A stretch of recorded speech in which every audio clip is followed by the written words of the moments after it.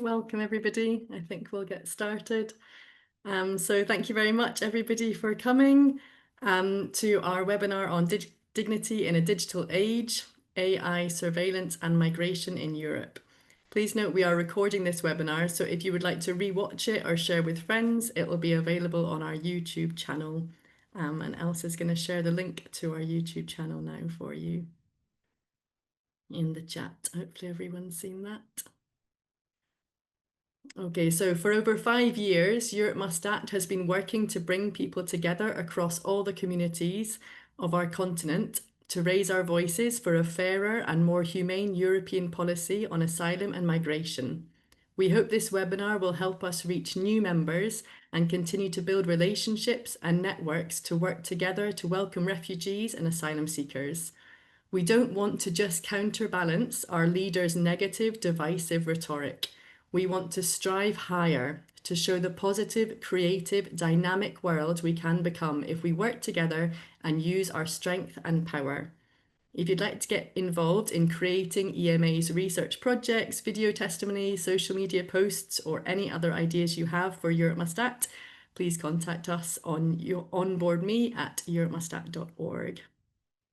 So today we are honoured to host this webinar, bringing people together to learn and discuss the topic of AI, surveillance and migration. And joining us today are 4 expert organisations on migration rights. So we have Askiya from Activists Without Borders, Julia from Migrants Rights Network, Fabio from AlgorithmWatch, and our chair will be Aljosa from European Digital Rights. Aljosa is a lawyer and journalist advocating for human rights in the digital age. As policy advisor at European Digital Rights, he focuses on state surveillance, investigative journalism, and the use of technology and AI in migration and law enforcement. His work in this field examines techno-solutionist narratives and their harmful impact on people on the move and marginalized communities. Before we start, please remember this webinar is a safe and inclusive space for everyone interested in more humane migration policies. Any behaviour which discriminates against or marginalises others is unacceptable and will not be tolerated, and the person will be removed from the webinar. Please write any questions in the chat at any time. These will be collated by Katrina and Elsa, our EMA moderators today, and shared with the chair to select from. Okay, Aljosa, I'll hand over to you. Thank you very much.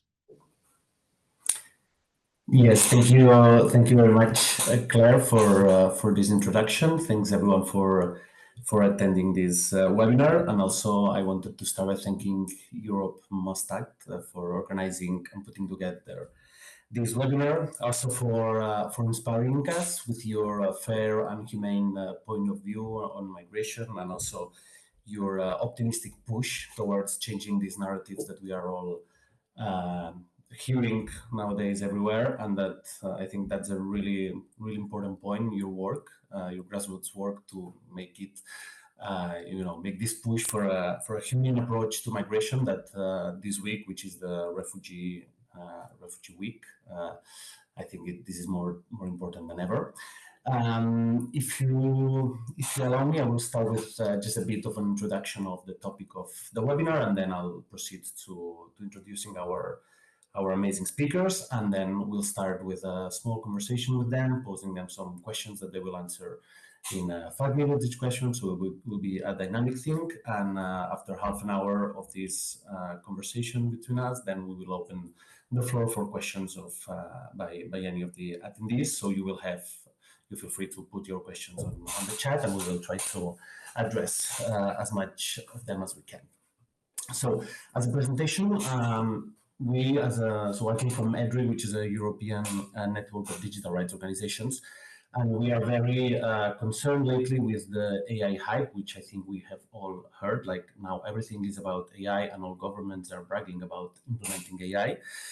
We are seeing also that AI is increasingly used in migration and in border management, and it's being promoted by governments as tools that allegedly will bring efficiency, will bring cost reduction in handling human mobility.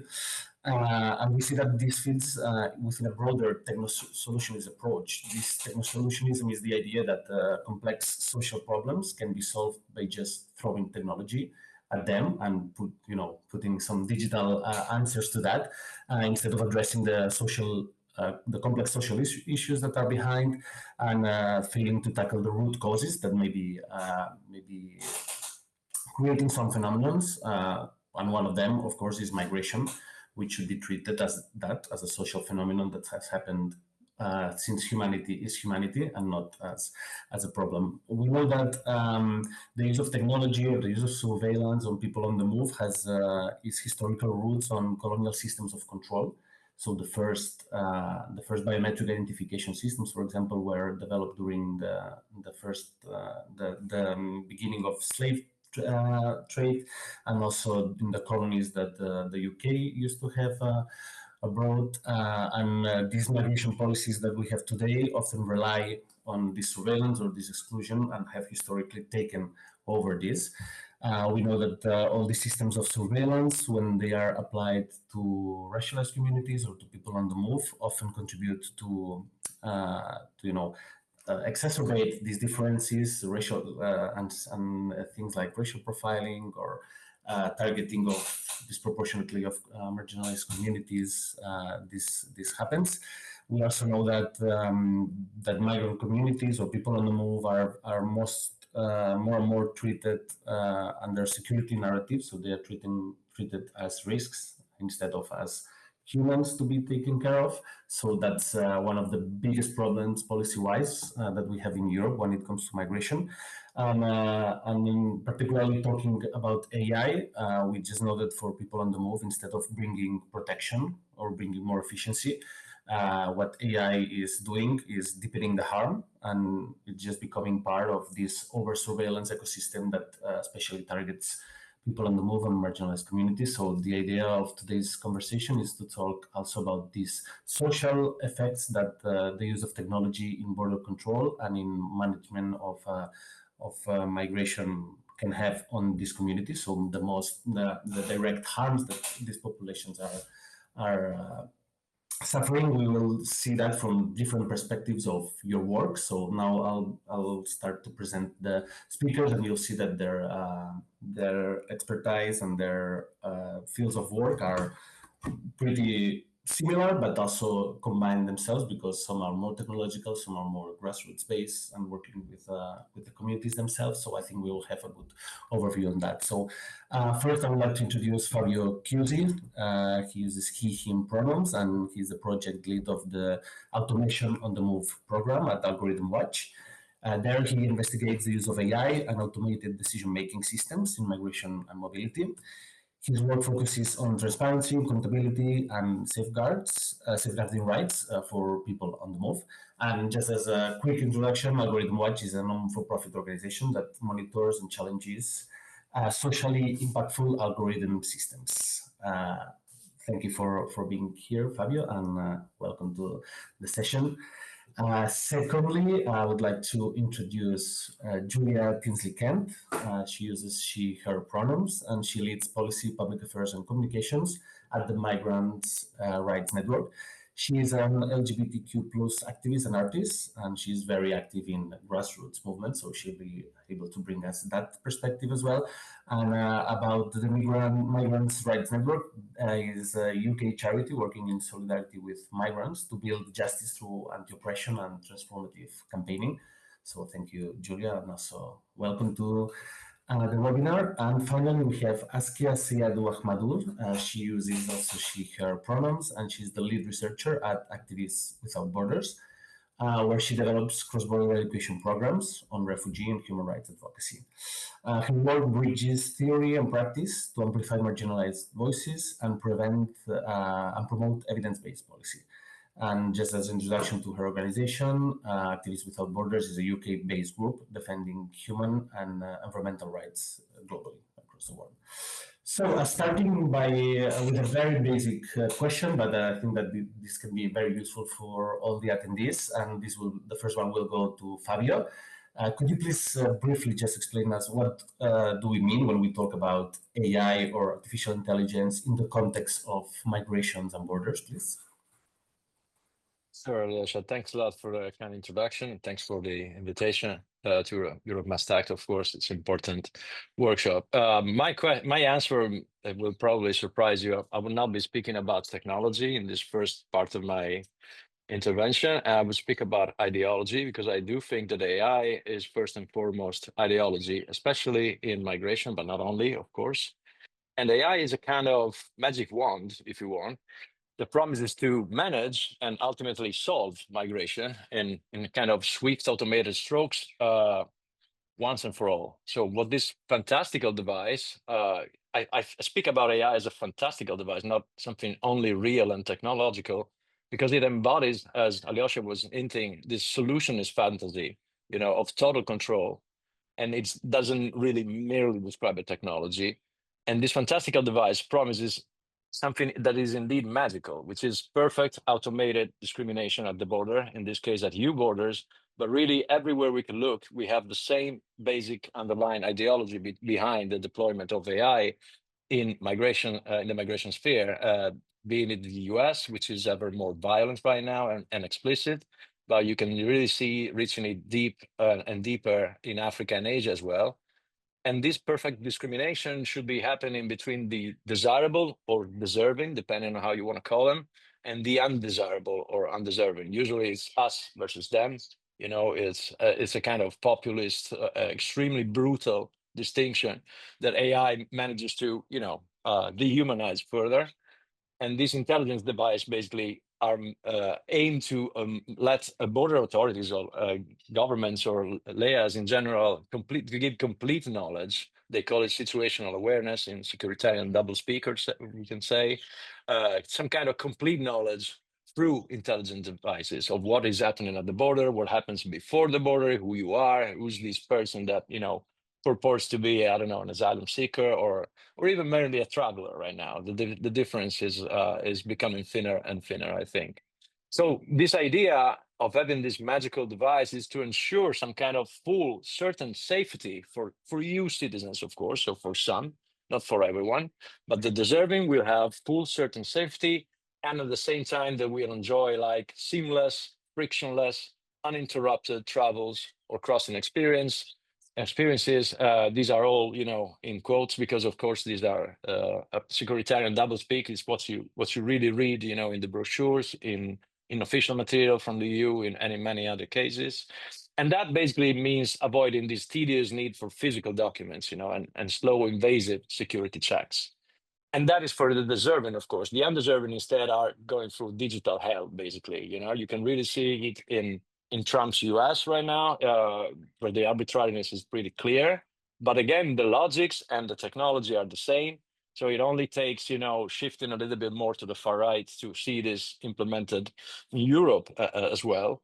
And this, for these people, will mean constant surveillance, automated discrimination, and ultimately it will result in increased chances of abuse, violence, and death, of course.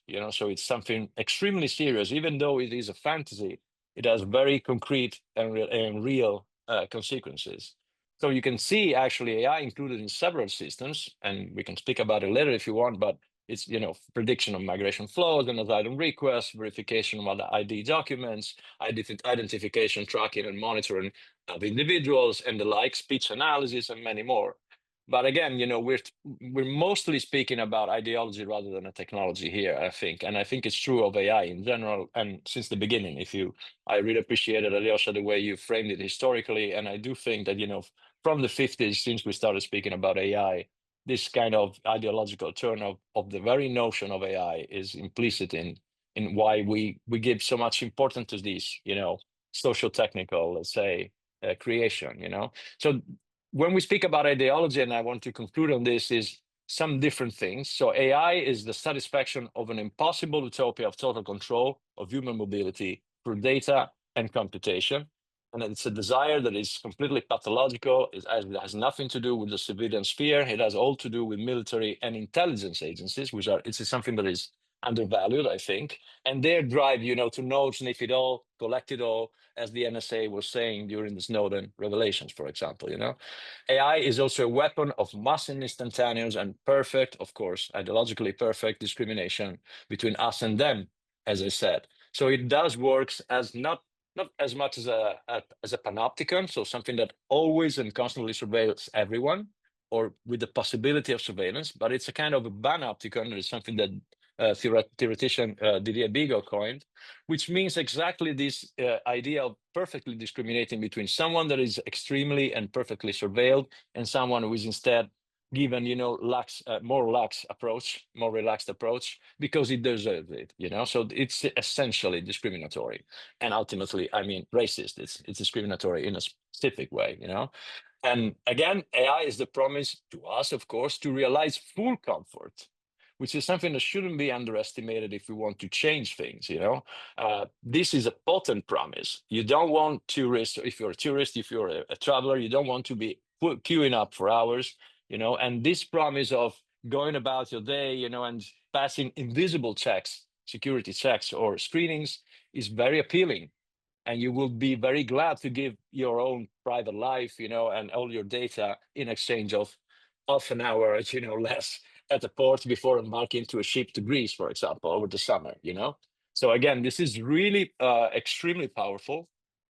And this, again, has also a long history, as Aljosa was hinting, starting with 9/11 mostly, but even before Vietnam War, for example, or even the Schengen Agreement can be seen as some kind of, ancestor, let's say, of these systems, because it mandates actually to free up the internal space. Of course, you need to build a fortress around the external borders, and this fortress around the external borders is increasingly automated with AI and similar stuff.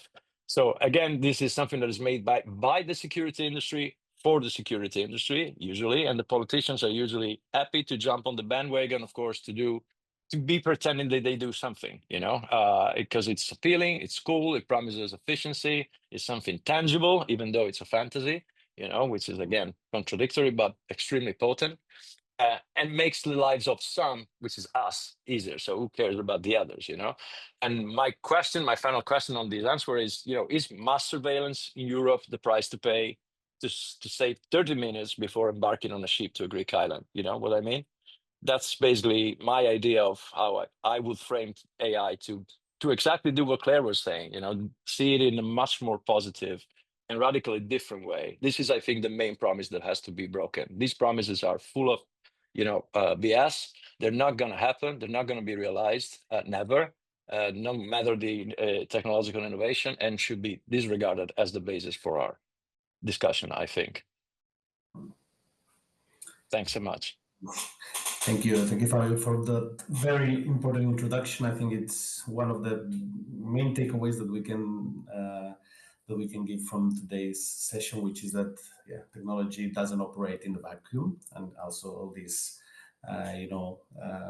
all these systemic oppressions that can be exacerbated by technology are just part of the way it is deployed and the way it is defended by some. And also it's really interesting to see how it's similar, this colonial view that also happens, for example, in the process of production of technology, in which we as end users don't care about what's happening in the production of the technology in the majority world countries.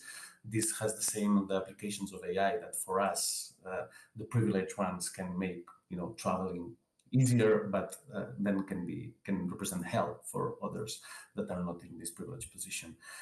Thanks for this very important introduction, and then I will move to Julia to have a bit more of a practical point of view on what. So we've been talking about how AI is becoming a global trend in its use in borders, and Julia from the Migrants Rights Network, they just presented a study on the UK's AI borders, or the use of AI in the UK's borders. So could you please highlight which were your main findings when it comes to tech being deployed there, and particularly what are the social effects that these technologies have in people on the move's rights? Thank you so much for inviting me to speak about this. So the study in question on the AI borders is actually something that we're doing in partnership with a researcher named Samuel Story, who has identified something called autonomous surveillance towers on the southeast coast of England. And he's been working on that for a while. and we've been working with him on that for behind the scenes, and we published the research in April, but very much in the sense of this is what we know at the moment, and here is what we're going to be looking at going forward. So the towers themselves, they're made by Anduril. They are 5.5 meters tall, and they are fitted with radar as well as thermal and electro-optical imaging sensors, which are continuously scanning the sea horizon. For what? Well, for small boats. They are created, as I said, by a US-based defense company named Anduril Industries. We can talk about the significance of that name later. They are one of the model that we have is one of at least 6 Sentry towers that are fitted with artificial intelligence to provide a persistent autonomous awareness across land, sea, and air. According to an FOI submitted by another fellow researcher, the Home Office has a contract with Anduril titled the CCTC, or Common Operating Picture and Command Interface, which is valued at around 16 million, and we believe is coming to an end and possibly due to be renewed next week. So it's quite a significant time to be having this conversation. And these towers are significant in the wider digitalization of the immigration system because they're capable of algorithmically identifying, detecting, and tracking individuals or subjects considered to be of interest.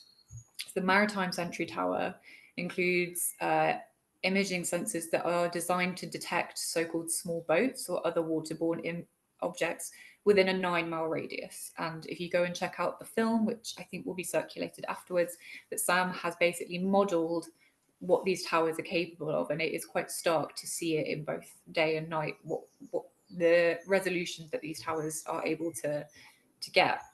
And how are these towers AI? Well, they are fitted with an AI detection system which is made by Anduril called Lattice OS. And this is an operating system, which is, again, it's marketed as a defense piece of software that gives a real-time understanding of the environment. So it's constantly going and never sleeps, and it is tracking this constantly. And it is machine learning, so it is learning as it goes, which is a very crude way of putting what these things are capable of. And so far, Sam has, based on a similar method to what's being conducted in the US, physically going and tracking down, mapping, logging these towers, and has found at least 8 deployed between Hastings and Margate. There were also 3 other towers, but they have either been dismantled or relocated, and we're trying to see if those are still operational. These are just the ones operated by Anduril. That is not the only defense company that is operating on the border. We also know that there are towers by Sirius Insight and other forms of technology like drones, so on, by other companies. And what is the point of these towers? Well, it's a really good question, and we can look to the US-Mexico border for the answer. Autonomous surveillance towers, or ASTs, form... Apologies if you heard that. I've got 6 cats next to me. They form part of this smart wall that is in operation. And these are constantly watching for migrants as they attempt to cross the border. And tech companies like Anduril and US government will say that these towers are purely humanitarian in their operation under the guise of stopping human traffickers and saving lives. And similarly, we can see that rhetoric mirrored in the Home Office's own narrative around this these technologies on the border, to the extent that when Sam was FOIing the Home Office, which I can talk about a lot later, they've been reluctant to share details of these towers on the basis that it may place migrants, quote, in even greater jeopardy, making them less easy to detect by UK and French patrols engaged at safety at life operations. But actually, if you look at the rhetoric that Anduril uses around these towers to market them, they are part of actually a defense around bodies classified as threats to the US nation and hindering freedom to move through arrest, incarceration, and deportation in the name of security. And if we look at how people crossing the channel are constructed, we can see a similar narrative appear because the so-called small boat is constructed as a threat, even though that's evolved from like a very neutral framing just around a sea vessel.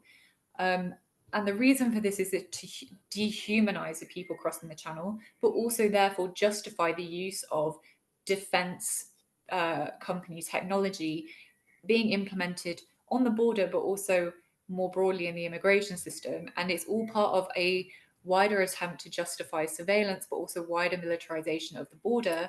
And in the light of the border security bill passing through Parliament at the moment, counter-terrorism.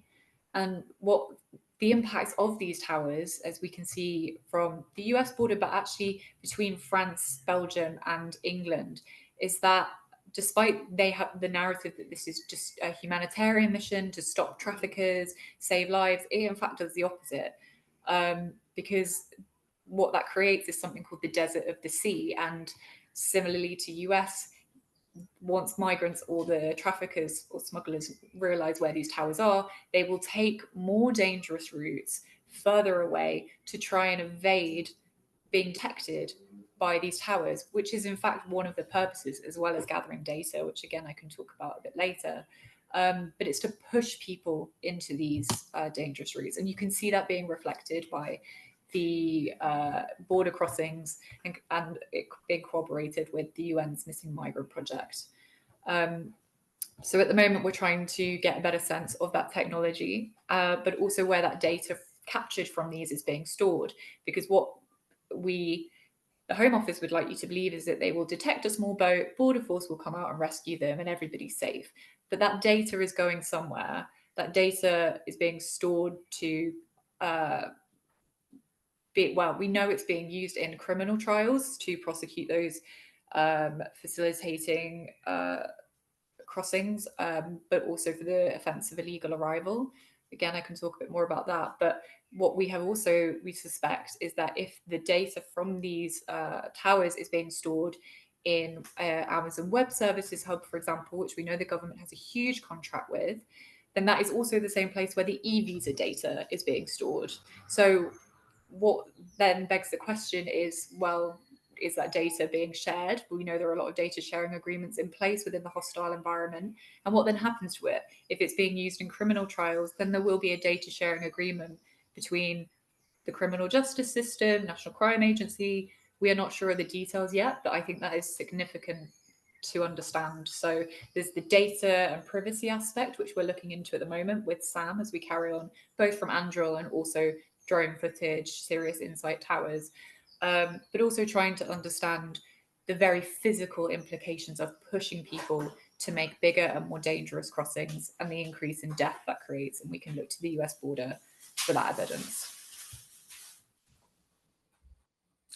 Thank you very much, Julia, for this great overview, and of course, very, very worrying, which is part of this broader trend that Fabio already mentioned before about turning borders into fortresses, or turning, using military and defense equipment to in borders in a way that, of course, criminalizes and treats people who are trying to enter as threats instead of as people. And Julia's example clearly shows us how the goal of this technology is not to protect the people. The goal is to stop a threat. And that's a very real example of how narratives that criminalize migration can end up having very, very real harms in real life, which is very very worrying. And linking to that, my next question is for Askiya. So in this growing criminalized context that criminalizes those helping people on the move and people on the move themselves, what are people doing to push back or to try to build alternatives to that? So a broader question would be, what does resistance look like in against this criminalization, and the other side of the coin would be, which are the risks that these activists that try to push back on these narratives are actually facing? Thank you for this question, Aljosa. Let me begin by asking, what kind of society are we becoming that when helping someone in need is treated as a crime? So right now, I think across Europe and beyond, we are witnessing a deeply alarming trend, which is act of care or basic humanities are being punished, or the people who offer a food or a shelter or simply stand in solidarity with those on the move are being harassed or persecuted or even imprisoned. So this is not about targeting or smugglers or traffickers. I believe this is about the ordinary people or activists or volunteers. They are facing a criminal charges for a simple act of kindness they are showing.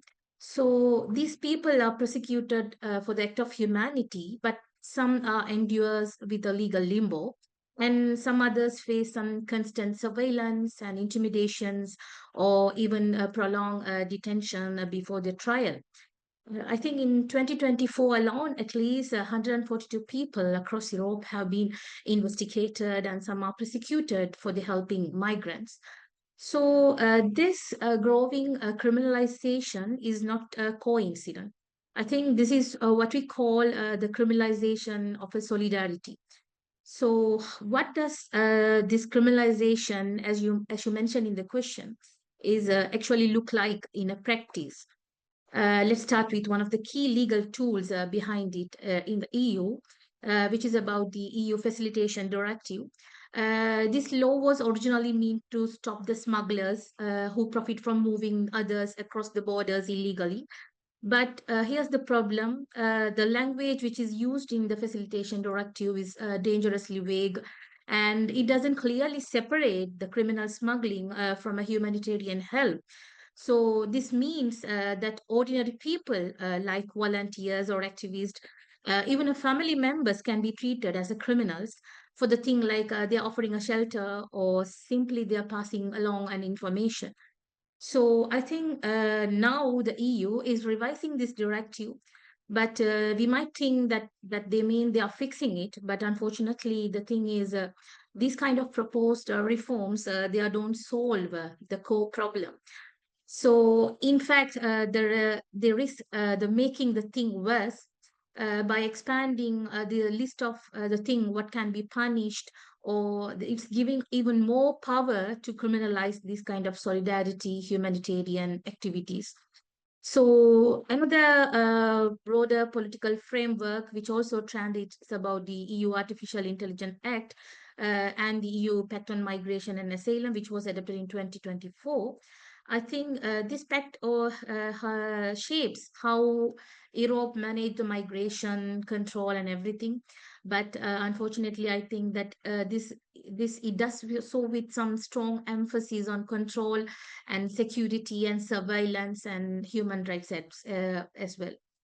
So regarding to the question, Josa, you ask that how people are pushing back or protecting each other or combating this kind of narratives. I think the good news is the civil society is pushing back and resisting from the inside. Some of the organizations, for example, is the PICM or the Solidar, some others are demanding some legal reforms, specifically above mentioned EU Facilitation Directive. They are making some call to make a clear, binding exemptions to protect all forms of humanitarian aids.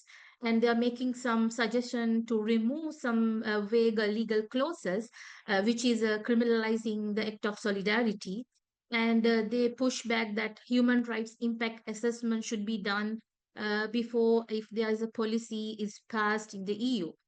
So I think regardless that one, the activists who are working in the migration field also they face this kind of wise of serious risk as well. Thank you very much, Askiya, for that question. It is true that this criminalization of solidarity is something that we've seen more and more. Without going further, if you've heard about the Paragon scandal lately, this has been a scandal in Italy that has shown that the government has targeted with spyware and investigated as if they were terrorists, people working in in an NGO that was rescuing people who were dying and risking their lives in the Mediterranean, which also builds up on the same narrative that's created by the Facilitators Directive and others. So this is also a moment to remind ourselves that nowadays we could say that even being humane or humanity is an act of revolution, so to say. So it's standing against this far right narrative that's taking over all across the world, and that's why I think that convenings like this, in which we can meet with other people who are working also against all odds and against this monster that we're seeing all across Europe, is good also to build our strength, because as CSOs, sometimes in certain countries, we are already starting to be the last bastion of defense or of pushback towards this. So I think that's also important to take from today's conversation. So just if we can start, if you want, with the second round of questions. I will ask you to be a bit more brief in the second one, because in that way we will have some time to take questions if people have questions, and also to don't wrap up too late, because we all know that this type of panels in the afternoon are tiring for everyone. So we'll try to make it dynamic. So the first question will go to Fabio, and we'll be building up on the question that we already had to Julia, which is to put some examples of practical things that we are actually seeing already being deployed. So we're not talking about things that can happen, but about things that are already happening. So AlgorithmWatch has been tracking AI in EU-funded research and innovation projects. So it's all of taxpayers' money which are being thrown into this type of technologies. Could you share some concrete examples of how these systems are already being deployed and some of the applications that you have found? Sure, thanks, Alyosha. Basically, there's a lot. We spoke about a fantasy, but as I said, this fantasy informs our reality that develops according to the tenets of this fantasy, of course, and increasingly shape EU policy, and also, of course, incorporates these fantastical elements into concrete features. And you can really tell, that these systems try to really realize the vision that I was speaking before. So you have, for example, forecasting algorithms, to predict migration flows. And increasingly there are EU-funded projects to try and make them better and make them with more functionalities. And again, this allows EU authorities to have a sense, even automate, make it maybe predict and even automate pushbacks, because you can really tell where migrants are going to come, and they want also to have like this autonomous surveillance towers and other assemblages of surveillance devices with intelligent drones, but drones is limiting. It's much more than that. You have autonomous submarines, you have autonomous surface vehicles, and all of these must also be deployable in a kind of flexible, adaptable way. Because again, if you for example, your algorithms tell you, that the migrants are going to be instrumentalized by Belarus, you want to be able to deploy, not just the fixed walls, physical walls, and all that it entails, of course, but you also want to be able to have this mobile, additional infrastructures that can be deployed at will. So this is something that is happening more and more. Then you have, of course, other things that are a little bit more practical. You have, for example, an area I draw from the work that the Real School has done, automated processing, of short and long-term residency and citizenship applications.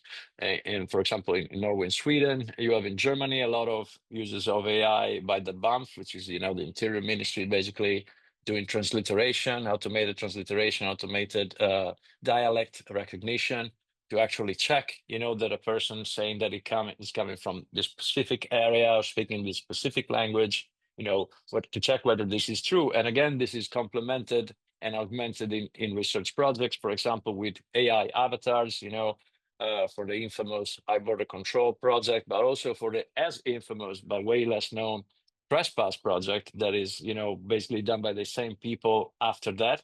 And it includes one component that is called the MCAT module, basically, that does the same. It's kind of, interviewing people and checking their micro expressions, whether they sweat, whether they nervous, whether they blink or something. So again, this is all non-scientific, of course, but apparently we want to spend millions on these unscientific or parascientific ideas, because we want to be having these ideas of, having ways of making efficient, as Aljosa was saying, to make these procedures efficient, but also, of course, to automate them and to deresponsabilize, to go away from accountability, basically, and further dehumanize. As I was saying, you have a lot of tools for document verification, of course, because ID fraud is one of the main things, that the EU wants to combat. And of course, you have face recognition, for example, being included basically everywhere, including in most of the large-scale IT databases that are already deployed and are constantly augmented, Eurodac, SIS, many others, the upcoming EES and ETIAS, which are basically systems to check who's going to get in and out, third country nationals, to check whether they become overstayers, for example, and so to inform deportations. And we can really tell, we haven't seen it really in Europe, I think, to my knowledge, but you can really tell that all of these can be easily repurposed to automate deportations or kidnappings, really, because I think that's the actual name, because they don't have even a legal ground for that. Most of the time. So it's pretty easy to adopt these systems to do that. What we're seeing as a last comment, in the end, in EU research, in the latest projects, it's interesting because you can see a focus on environmental sustainability, which is clearly weird, at least to say the least, because AI is part of the problem rather than the solution when it comes to the climate change, but you also see increasingly sophisticated forms of biometrics on the move to realize biometrics on the move, which is an interesting concept in itself, to increasingly realize this, effortless, seamless, border crossings. So you're going to have iris recognition, periocular recognition, reeds recognition, which is the shape of the signs of your hand, basically, in your palm, gait recognition. So you have a lot of things together, things that should allow the authorities to recognize multiple people inside the car with the windshield on going 20 kilometers per hour, not even stopping, that's what they say. So these are some of the many, many applications. Of course, I could talk for hours, but I hope the message is gone through. And the idea here, the final thought is that it's never enough. So you can say, okay, this is a lot, we have automated enough. It's never going to be enough, exactly for the reason that I was saying before. If you need to know everything to be safe, to feel safe and secure, there is not going to be a system that collects it all, really, so you can always use it as a marketing, or a rhetorical device to say, okay, we're not doing enough. We need to surveil more. We need more technology. We need more AI. Okay, this is not accurate enough. Let's make it better. Let's put more cameras or something like that. So this is basically the environment we're moving in, I think.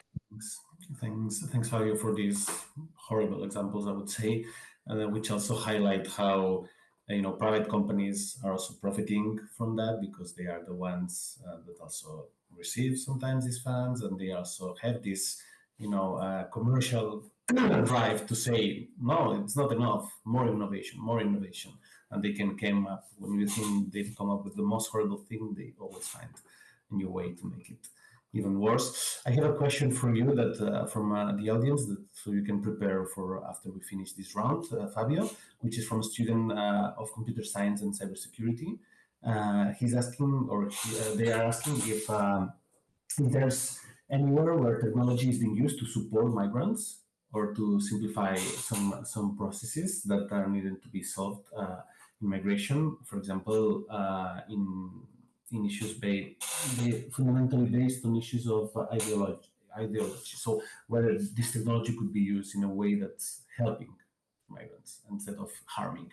So I'll let you reflect on that, and I'll go back now to Julia to ask her about her investigations and the things that you have tried to unveil in the UK. So we know that the Home Office, which is the organism that deals with this type of technologies in the UK, makes it really difficult to access details on which tech is being deployed. As you said, you needed a lot of groundwork on the field to kind of try to understand what's being deployed there. So could you please talk just briefly about how this deployment of this opaque tech that we don't know which is and that has no transparency, how does it impact the trust in the systems based on your conversations with people who are suffering in that? So how is this tech affecting the relation with state authorities, for example? And if you can put some example or some particular case, that would be really illustrative. Thanks.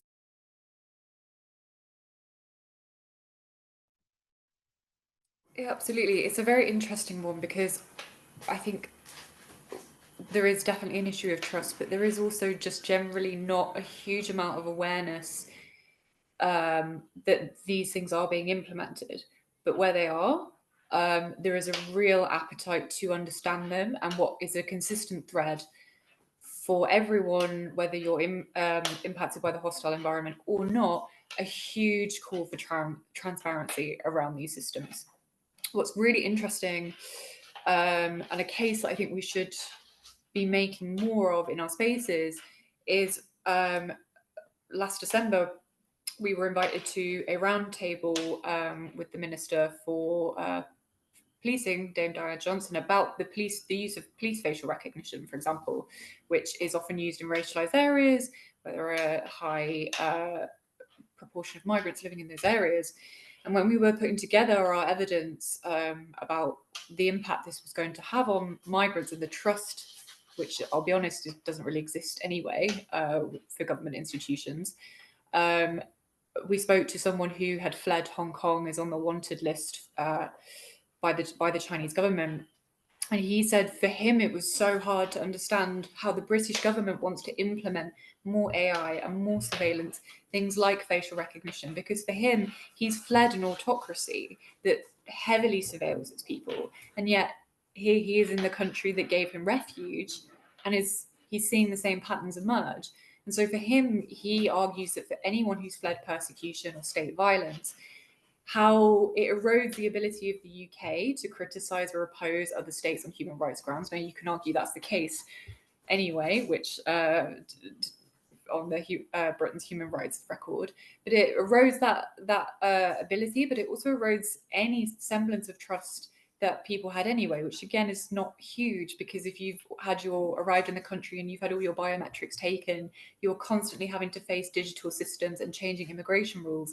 You have little trust anyway. And then from the moment you arrive to you're going about your daily life, you're seeing more and more surveillance embedded. And particularly when we know that there are algorithms in use in the asylum system, immigration system, what exactly, again, is difficult because the Home Office won't tell you on public interest grounds.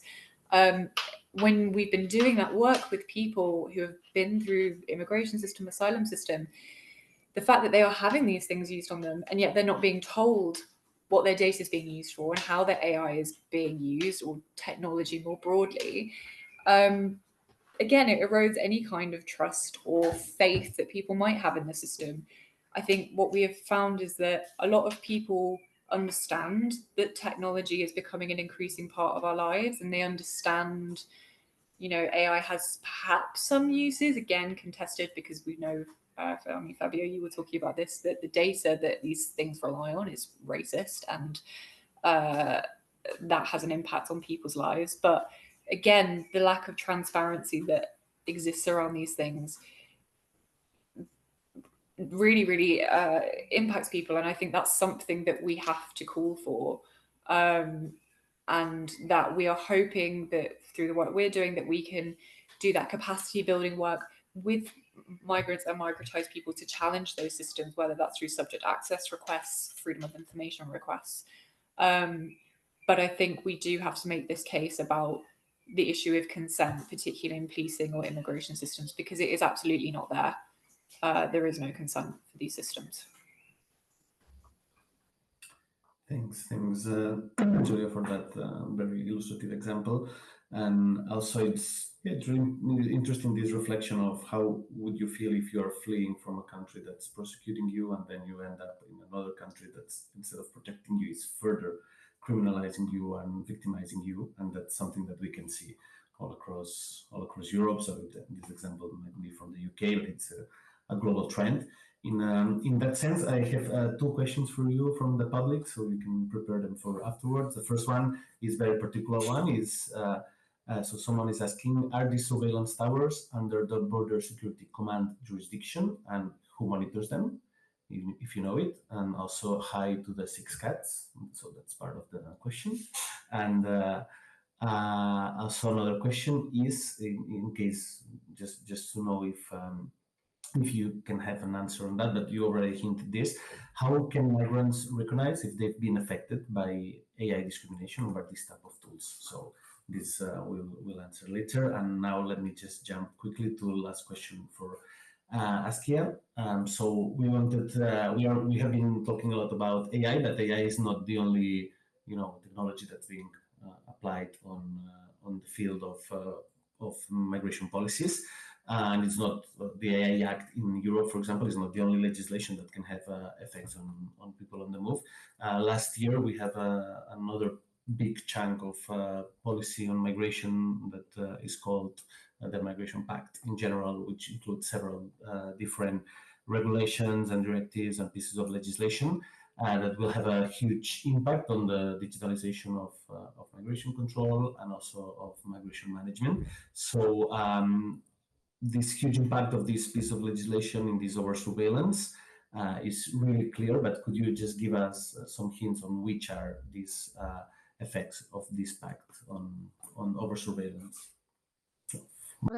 Yes, Aljosa, I think the EU Pact on Migration and Asylum, which was adopted in 2024. This pact shapes how Europe managed the migration, and under this pact, there's a new procedure at the borders, which mean that more people, especially the asylum seekers, will be subject to identify a screening or security checks and their biometric data collection, even often before they can even apply for the asylum seekers. So in this pact, the one key concern is in the use of the ERODOC. We know it was the database collection. So the pact which expand this system in 2024, now including the longer data retention periods. And one of the most concerning part is the increasing the use of the biometric surveillance. So like we know that we fingerprinting and some facial recognitions, but now their children, as young as 6 years old, can now have their biometrics collected, and they are stored in the EU database like ERODOC. So linking this kind of thing to the law enforcement system as well. So this is not just about the registering the asylum seekers or anything else, but it's about the tracking and the monitoring them over the time, and often without a meaningful consent or oversight.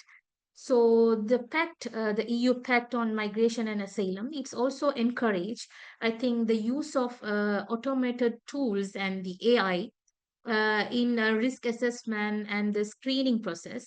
So these are the system that can profile or flag someone or exclude some people based on the opaque the criteria and everything.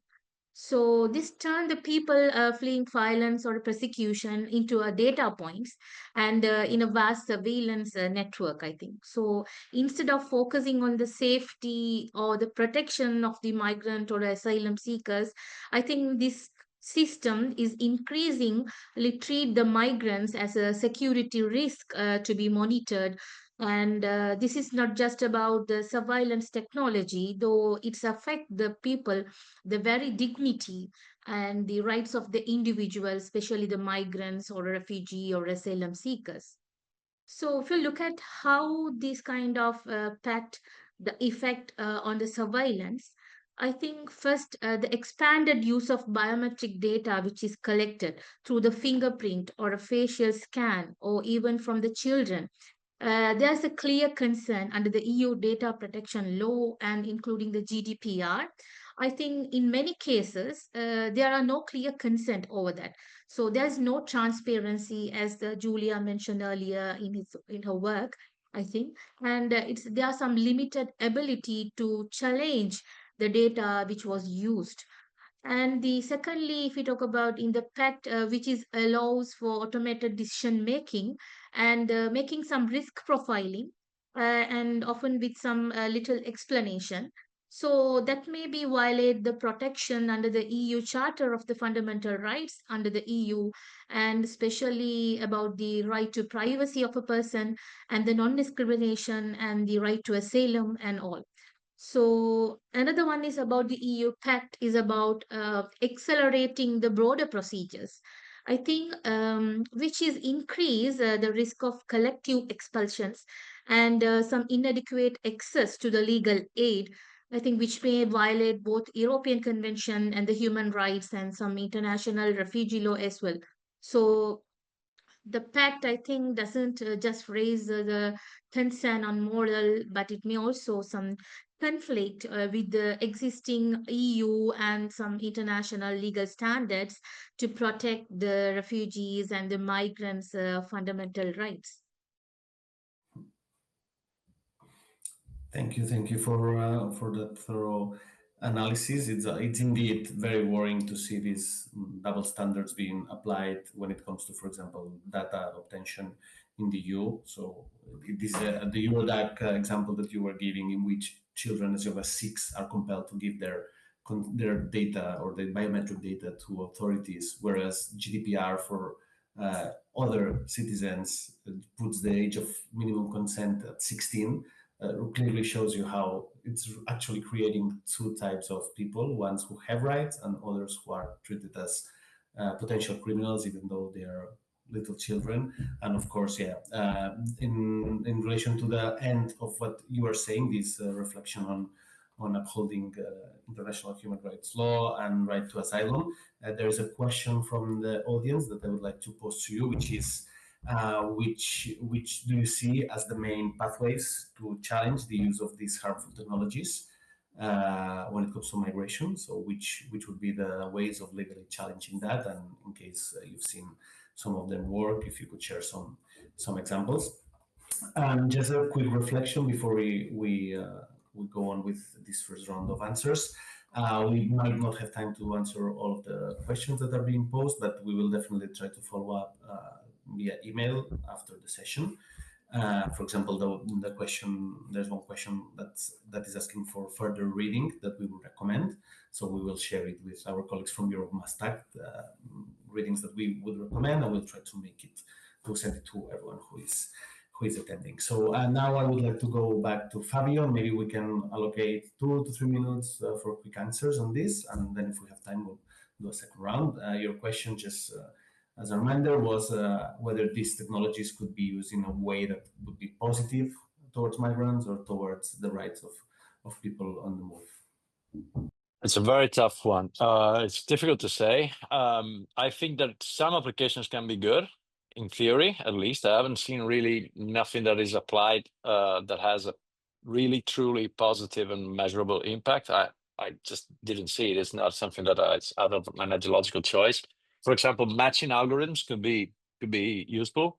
For example, you have algorithms, that try to understand whether an asylum seeker, migrants in general, have some certain skills or certain, I don't know, requirements in terms of integration, and they try to match these skills, and these characteristics with characteristics of the receiving country, for example. So they try to be shifted into the places in which, and move to the places in which they have better chances at housing, integration, jobs, and everything, and assistance, of course. So this is one. Forecasting algorithms also, in principle, can be useful to better prepare, for example, for the instrumentalization of migrants, or for a crisis. If we have algorithms that can tell the authorities they need to be ready to receive a lot of people, or save a lot of people in the Mediterranean, that can be helpful. Of course, we need to be carefully regulating those kinds of algorithms. Of course, banning, for example, uses such as the ones I was mentioning before, like predictive automated pushbacks, which means basically pushing people back before even they can even file a claim for asylum, which is a kind of regime of, it's called in literature, I think, neo-refoulement or something, instead of, a non-refoulement. But we also, need to be careful. For example, a lot of algorithms or tech for good initiatives are try to manage food and aid distribution, for example, tied to biometric identity or something like that. And there is a fantastic book by Mirka Madianu called Techno-Colonialism that tries to understand, how perverse, at times, and bad can be tech for good. So again, this has a lot of qualms, and it's interesting to know how exactly, humanitarian assistance can be given.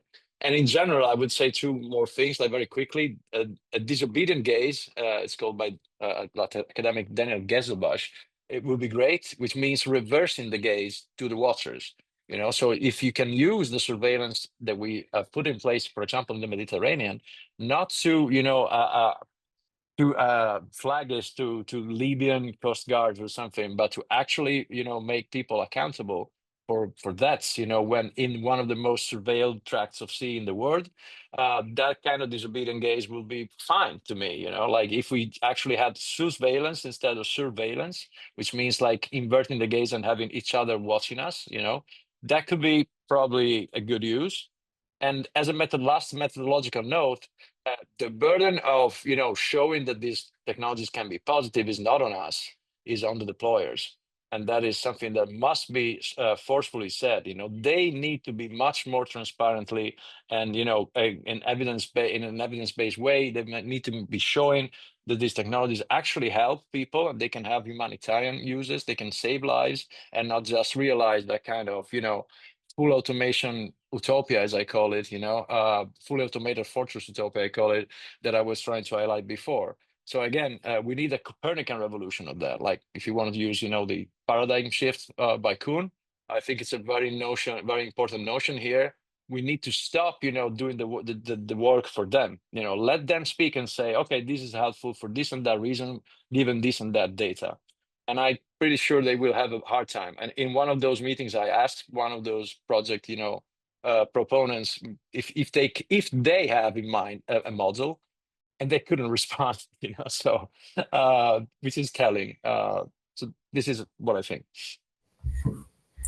Yeah, thanks. That's a really good reflection. It's something that's systemic. So we see that this operation on without transparency, this opacity, this use of technology to secure ourselves instead to provide safety to people is something that should be entirely changed as a paradigm, just in order for this technology to not be harmful. And again, it's about changing the narrative at the beginning, because, as we said, technology doesn't operate in the vacuum. So if we shift the securitization narrative to, instead of protecting systems of power and of oppression, to protecting actually people, that will be a first step towards having a technology that could be in a good use. So thanks for that. Now I will give the floor to Julia again. Quick reminder of the questions. The first one was, are the surveillance towers that you mentioned under the Border Security Command jurisdiction? That's a very particular question, and who monitors them? And the second is more broad and applicable, probably more globally, how migrants can recognize that they've been affected by this type of automated discrimination. Sure. So on the first question about if they're under the jurisdiction of the Border Security Command, we, along with Samuel Story, currently have, I've lost count of how many FOIs we currently have in, but because the Border Security Command is made up of multiple different bodies, so MI5, I believe it is, I always get confused, MI5, yes, not MI6, Immigration Enforcement, Border Force and National Crime Agency, and Immigration Enforcement, Border Force are under the jurisdiction of the Home Office. It makes it kind of difficult to understand exactly where the Border Security Command's jurisdiction begins and the Home Office's ends. From what we understand at the moment, believe because the contracts are with the Home Office itself, with Andril, but we also have to consider the role of the Ministry of Defence within this as well. So that's something I would say, watch this space as we get these FOI responses back, but also complain about the lack of information given to us in FOI responses. It is getting increasingly harder to scrutinize the use of these technologies. On the second point, this is a really interesting question and something that we've been exploring. I would really encourage after this, I believe it's being sent around, but we co-created a report with people in the asylum system about the potential use of AI in the asylum system. And part of the reason we did that is because we were failing to get concrete answers from the Home Office about algorithms, AI, wider technology that's being used in the immigration system. So what we did is we got together people who were in the asylum system and asked them, do you think you might have interacted with technology? What happened? So trying to understand and piece together things like speech to text technology, what was the nature of the decision, how was it made, trying to basically reverse engineer what's going on. But also what we're trying to do is increase understanding through things like games, to try and increase awareness of what AI might look like and when people might have encountered it. And also trying to do the work on things like support people to make FOI requests themselves, do subject access requests to understand what data might be held on them and by whom and when that might have been gathered.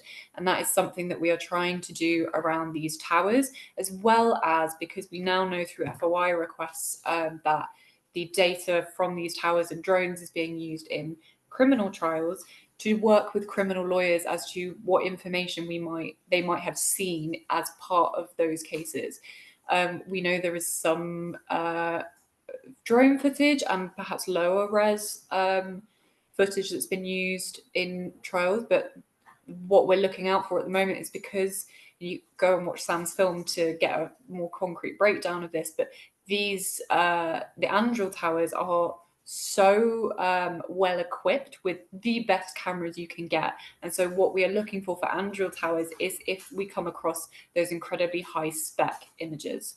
So it's in its very early days, but what we want to do is, because we know the government's not going to tell us, we are trying to do that awareness of what these technologies look like amongst the community themselves that are based around these towers and these technologies, to increase that awareness so that people themselves can challenge it.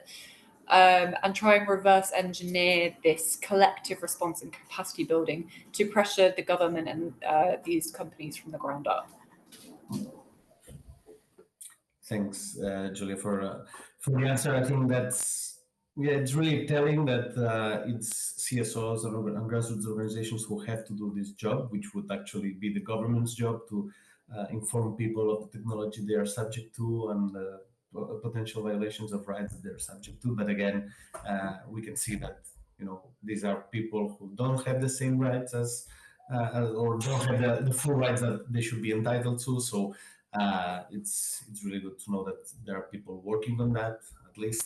So thanks for that. And I will get back to Askiya now to ask her. A reminder of the question is, what do you see as the main pathways or tools to challenge the use of technology and the harm that they might be causing on people?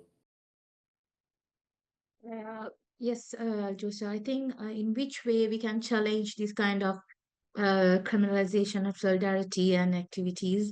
I think, first of all, the civil societies, the actors are increasingly turning into making some kind of strategic litigations across Europe. So the grassroots groups or human rights NGOs or the legal aid networks, they are using the courts to expose the rights, the violations, or defending an activist or and uphold some fundamental freedoms according to the migrants movements. So, under the EU Court of Justice of the European Union, we call it CJEU, I think, which ensure that EU law is interpreted and applied uniformly across all the EU countries. So, if there is any challenges regarding these issues, I think to the EU legislations, including as we talk about the EU Pact on Migration and Asylums. So, which make me the interpretation of the EU law on asylum, and they make some fundamental rights, and these courts has the jurisdictions and the competence to make some preliminary rulings from the national courts, asking whether national law or the practices violate the EU law. For example, if an NGO is prosecuted in a member state for helping a migrant, I think the national courts, they believe this kind of conflicts within the EU law.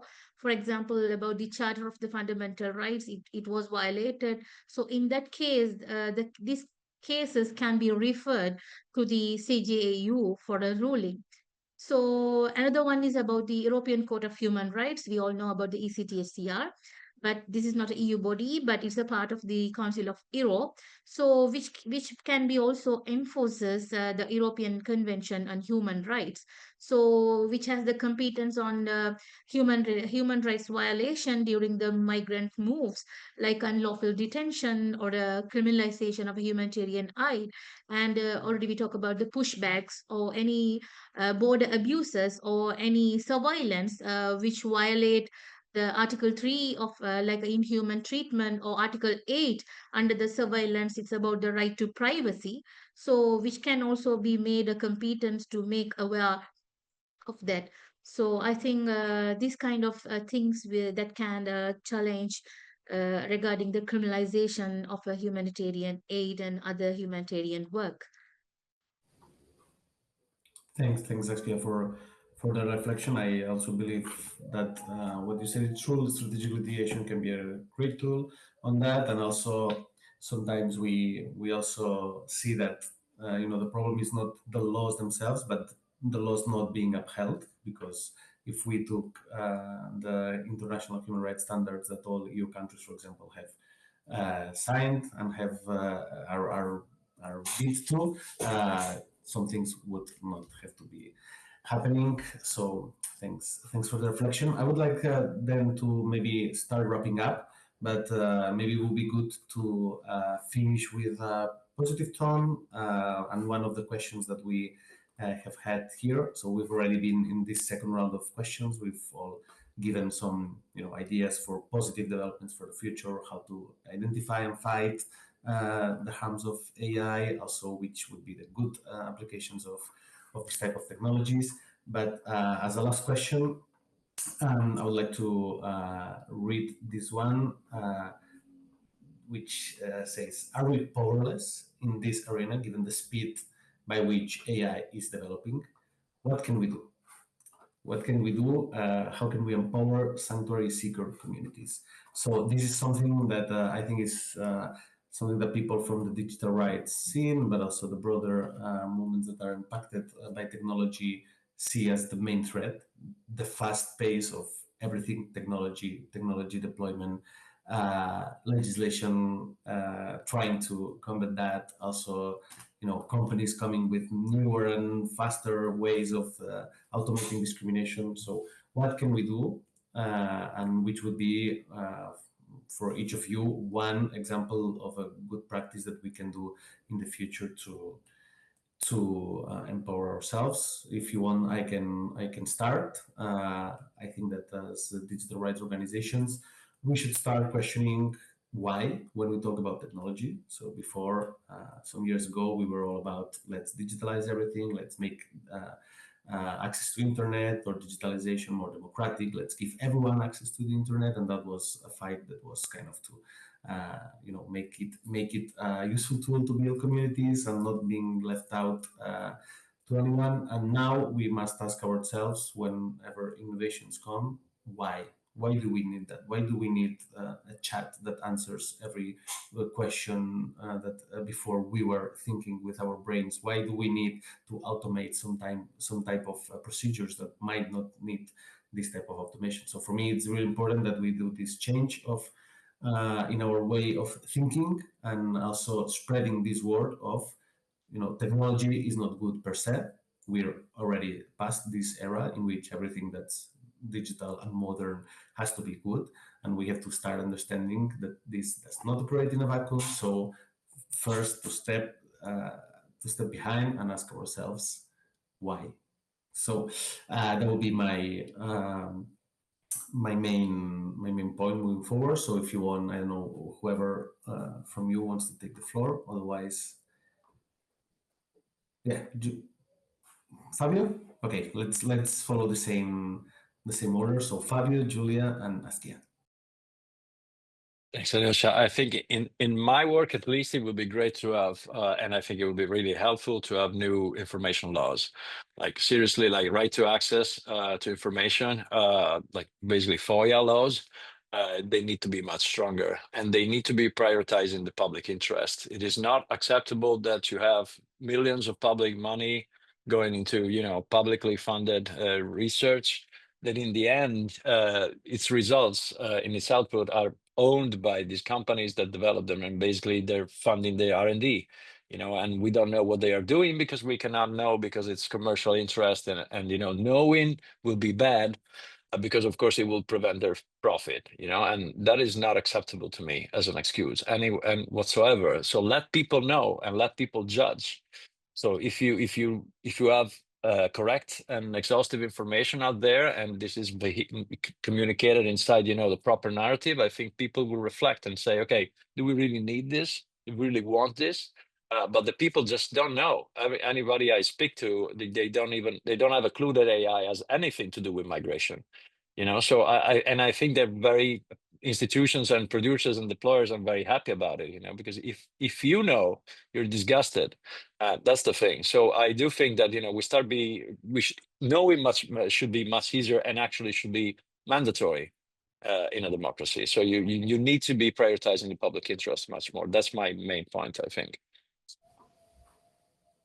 Thanks, Fabio. So transparency, that's really relevant. And just for those who don't know, FOI, it's freedom of information. So this is a process in which you can ask your government to disclose information on things that are being used or acquired with public funds. So Julia, you. Yeah, I think it's very easy to feel powerless, especially when things are changing so much, and obviously everything that is happening in the world at the moment. But there are some very well established counter movements and movements for accountability that are happening on the ground. If you're based in the UK, I would really encourage you to join or keep in touch with your local CopWatch movements. For example, people are keeping very meticulous logs of when facial recognition is appearing in communities, when trials are happening, and sharing that knowledge, and also reporting it to bodies that are keeping that are trying to scrutinize that on a more policy-based level. So really harnessing those networks. And there's a lot of monitoring efforts happening also by migrants themselves.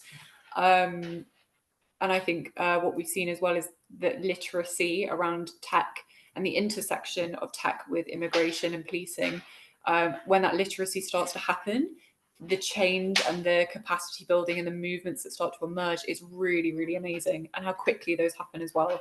And we've seen that from the work that we've done. And I think what's essential is that we also need to treat migrants, people that have been in the asylum system or refugees, as experts. And that's something that we have seen from that work. Migrants themselves are actually using AI a lot and getting to grips with that.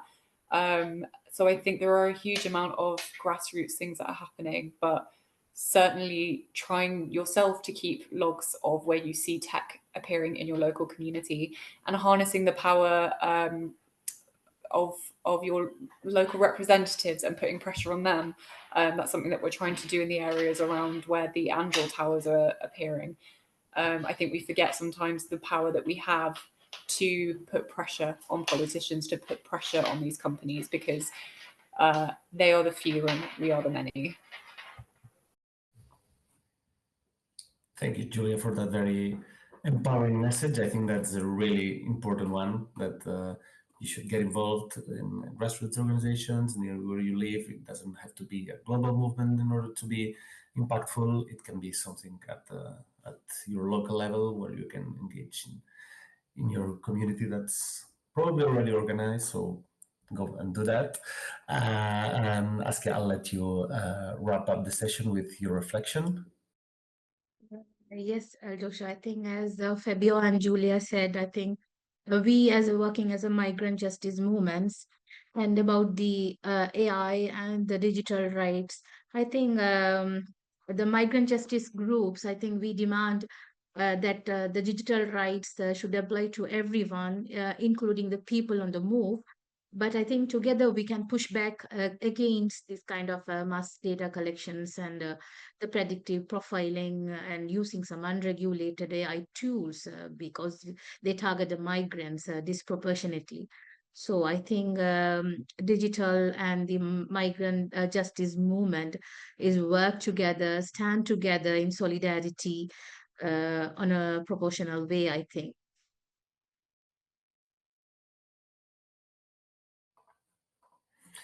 Perfect. Thank you, Askiya, for that really powerful message. And I will just give the floor to Claire to finish the session. But thank you all very much for answering the questions of the audience. Thank you, Alyosha. Yeah, wow, what an amazing wealth of information and ideas we've heard this evening. Thank you so much. I personally feel like I've learned a huge amount, and I'm looking forward to taking it into future conversations with friends and family. We've heard a lot of calls to action as well, so we'll send all of these out in an email in the coming days, and a recording of the webinar will be available from tomorrow on our YouTube channel. And a reminder again, if you'd like to get involved with EMA's work, please contact us at onboardme@europemustact.org.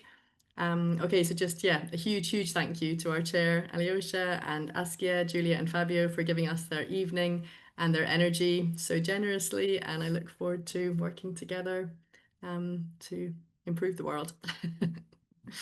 Cool. Thank you very Thank much. you very much. Have a good evening. Thank you.